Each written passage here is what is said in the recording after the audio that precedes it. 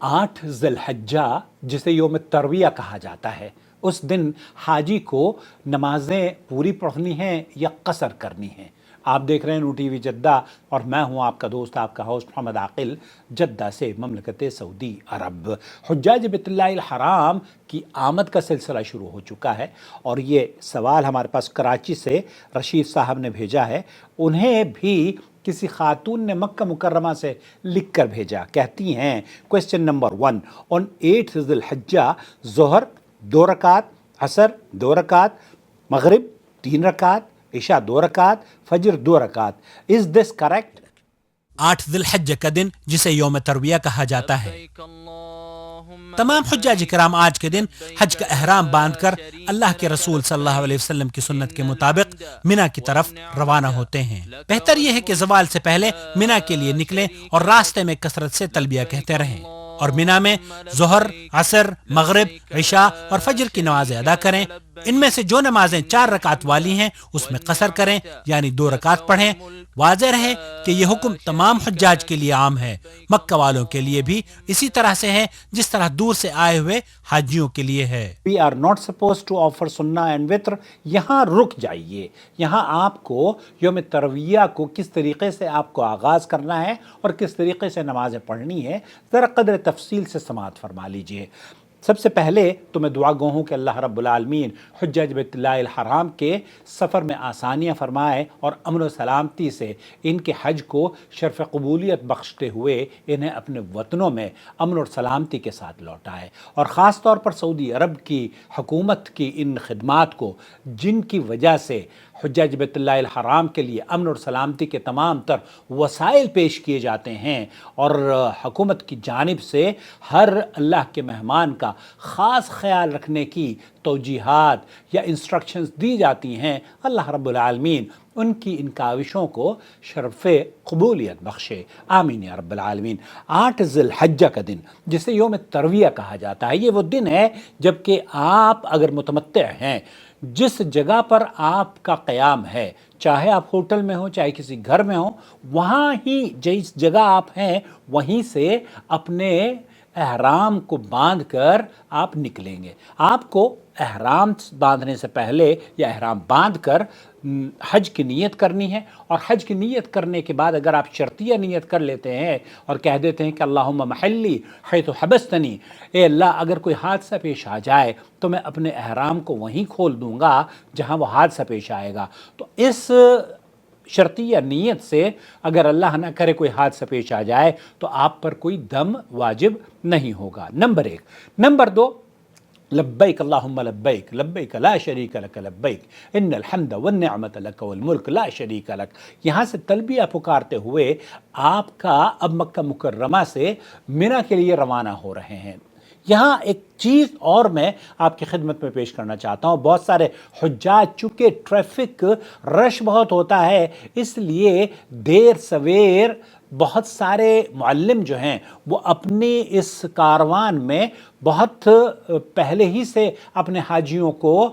سفر کا آغاز کرا دیتے ہیں، تو آپ اس کی پرواہ نہ کریں، کیونکہ راستے میں کتنی دیر لگ جائے اس کا آپ کو خیال بھی نہیں ہے۔ ہو سکتا ہے کہ آپ صحیح وقت پر پہنچ جائیں اور ہو سکتا ہے تاخیر ہو۔ اللہ کرے کہ امن اور سلامتی سے تمام تر حجاج بیت اللہ الحرام یوم ترویہ ہو یا یوم عرفہ ہو، ان کے اپنے اپنے مقامات پر اپنے اپنے اوقات میں پہنچتے رہیں، آمین یا رب العالمین۔ بہن یہ جاننا چاہ رہی ہیں کہ 8 ذی الحجہ کو 2 رکعت نماز ظہر، 2 رکعت عصر، 2 رکعت مغرب، 3 رکعت مغرب، 2 رکعت عشاء اور 2 رکعت فجر پڑھیں گے۔ بالکل آپ نے درست فرمایا ہے۔ اب یہاں آپ یہ کہنا چاہ رہی ہیں کہ میں نے یہ بھی سنا ہے کہ نبی کریم صلی اللہ علیہ وسلم نے اس دن وطر کی نماز نہیں پڑھی ہے۔ 2 چیزیں جہاں آپ کی خدمت میں پیش کرنا چاہتا ہوں، وہ یہ کہ اللہ کے رسول صلی اللہ علیہ وسلم سماحت الشیخ عبدالعزیز بن باز مفتی مملکت سعودی عرب سے پوچھا گیا، انہوں نے کہا کہ اللہ کے رسول صلی اللہ علیہ وسلم وطر کی نماز ہمیشہ پڑھا کرتے تھے، اور فجر کی سنتیں بھی آپ علیہ الصلوۃ والسلام ہمیشہ پڑھا کرتے تھے، تو ان دونوں نمازوں کو آپ ضرور اہتمام کریں اور وطر کو کبھی بھی نہ چھوڑیں، چاہے آپ مزدلفہ میں ہوں، چاہے آپ یوم ترویہ میں ہوں، چاہے آپ مکہ مکرمہ میں ہوں، نمبر 1۔ نمبر 2، آپ نے لکھا ہے کہ دوسرا سوال یہ ہے کہ on the 9th ذی الحجہ ظہر اینڈ عصر کمبائنڈ کی جائے گی، ظہر 2 رکعت اور عصر 2 رکعت۔ بالکل صحیح آپ نے کہا ہے، عرفہ کے دن یہ بڑا عظیم دن ہے، کیونکہ اللہ کے رسول صلی اللہ علیہ وسلم نے فرمایا ہے الحج عرفہ، تو یہ حج کا دن جو ہے اس میں آپ کو 2 رکعت ظہر اور 2 رکعت عصر کی پڑھنی ہے، ملا کر پڑھنی ہے۔ اور وہاں پر بہت سارے لوگ یہ کہتے ہیں کہ جناب میں تو حنفی ہوں، میں تو مسافر ہوں، میں تو مقیم ہوں، اس کی پرواہ نہ کیجیے، آپ وہاں پر حاجی ہیں، اللہ کے مہمان ہیں۔ اللہ کے رسول صلی اللہ علیہ وسلم نے جس طریقے سے نماز پڑھی تھی ویسے نماز پڑھیے۔ آپ اپنی حنفی، آپ اپنے مسافر، آپ اپنے مقیم اس کو چکر کو چھوڑ دیجیے۔ آپ علیہ الصلوۃ والسلام، نبی کریم صلی اللہ علیہ وسلم کے صحابہ اور اس کے بعد تابعین، اور امام بخاری رحمۃ اللہ علیہ بھی یہ کہتے ہیں کہ ہم بھی جب اپنے عرفات کے میدان میں قصر نمازیں جو پڑھا کرتے تھے تو وہ قصر اور جمع کیا کرتے تھے، تو ظہر اور عصر 2 رکعت آپ کو پڑھنی ہے۔ تو یہ جو دوسرا سوال ہے بہن کا، انہوں نے پوچھا ظہر اور عصر کمبائن کرنی ہے، بالکل ظہر اور عصر کمبائن کرنی ہے، اور مزدلفہ میں مغرب 3 رکعت اور عشاء کی 2 رکعت کمبائن کرنی ہے، بالکل صحیح فرمایا آپ نے، لیکن یہ مغرب اور عشاء آپ کو مزدلفہ میں جب آپ پہنچیں گی تب وہاں پر پڑھنی ہے۔ البتہ یہاں پر آپ کو وتر بھی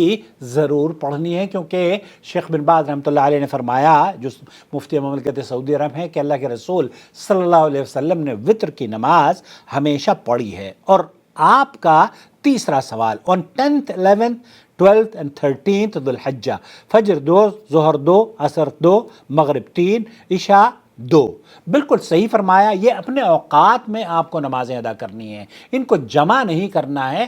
ظہر، عصر، مغرب اور عشاء، مغرب کی 3 رکعت اور باقی 2 رکعتیں آپ کو ادا کرنی ہیں۔ یہ قصر نمازیں ہیں جو کہ نبی کریم صلی اللہ علیہ وسلم نے سفر کی وجہ سے نہیں پڑھی، بلکہ حج میں آپ علیہ الصلوۃ والسلام نے اسی طریقے سے نمازیں پڑھی ہیں، اور اللہ کے رسول صلی اللہ علیہ وسلم نے فرمایا ہے خذوا عنی مناسککم، تو آپ علیہ الصلوۃ والسلام نے جس طریقے سے نمازیں پڑھی ہیں ویسے ہی ایک حاجی کو بھی پڑھنی چاہیے۔ No need to perform any سنہ پریئر۔ یہاں آپ کو سنہ نماز جو ہے مغرب کی یا ظہر کی یا عشاء کی، ان نمازوں کی سنتیں نہ پڑھیں۔ یہاں اللہ کے رسول صلی اللہ علیہ وسلم کی سنت یہ ہے کہ وتر آپ علیہ الصلوۃ والسلام ہمیشہ پڑھا کرتے تھے، اور فجر کی نماز کی 2 رکعت سنت بھی آپ علیہ الصلوۃ والسلام نے ہمیشہ پڑھی ہے۔ البتہ جو دوسری نمازوں کی سنتیں ہیں ان نمازوں کو آپ چھوڑ سکتے ہیں، اس میں کوئی حرج نہیں ہے، یہ نبی کریم صلی اللہ علیہ وسلم کی سنت ہے۔ تو آپ یہ جاننا چاہ رہی ہیں کہ 8 ذی الحجہ یوم ترویہ کو قصر نمازیں پڑھی جائیں گی اور جمع نہیں ہوں گی۔ نمبر 2، عرفہ کے دن آپ کو ظہر اور عصر ملا کر پڑھی جائے گی، اور وہاں پر قصر بھی ہوگی اور جمع بھی ہوگی۔ مغرب کی اور عشاء کی نماز 9 ذی الحجہ کے دن جب آپ عرفہ کے میدان سے نکل کر مزدلفہ جائیں گے، اس وقت آپ کو مزدلفہ میں پہنچنے کے بعد مغرب کی 3 رکعت اور عشاء کی 2 رکعت ادا کرنی ہوگی مع الوتر۔ اس کے بعد آپ 13، 11ویں، 12ویں اور 13ویں کو بھی نمازیں آپ کو 2 رکعتیں ہی پڑھنی ہیں، البتہ وتر آپ علیہ الصلوۃ والسلام ہمیشہ پڑھا کرتے تھے۔ امید ہے وضاحت ہو گئی ہوگی۔ والسلام علیکم ورحمۃ اللہ وبرکاتہ۔ وَأَتِمُّوا الْحَجَّ وَالْعُمْرَةَ لِلَّهِ فَإِنْ أُحْصِرْتُمْ فَمَا اسْتَيْسَرَ مِنَ الْهَدْيِ وَلَا تَحْلِقُوا رُؤُوسَكُمْ حَتَّى يَبْلُغَ الْهَدْيُ مَحِلَّهُ فَمَنْ كَانَ مِنْكُمْ مَرِيضًا أَوْ بِهِ أَذًى مِّن رَّأْسِهِ فَفِدْيَةٌ مِّن صِيَامٍ أَوْ صَدَقَةٍ أَوْ نُسُكٍ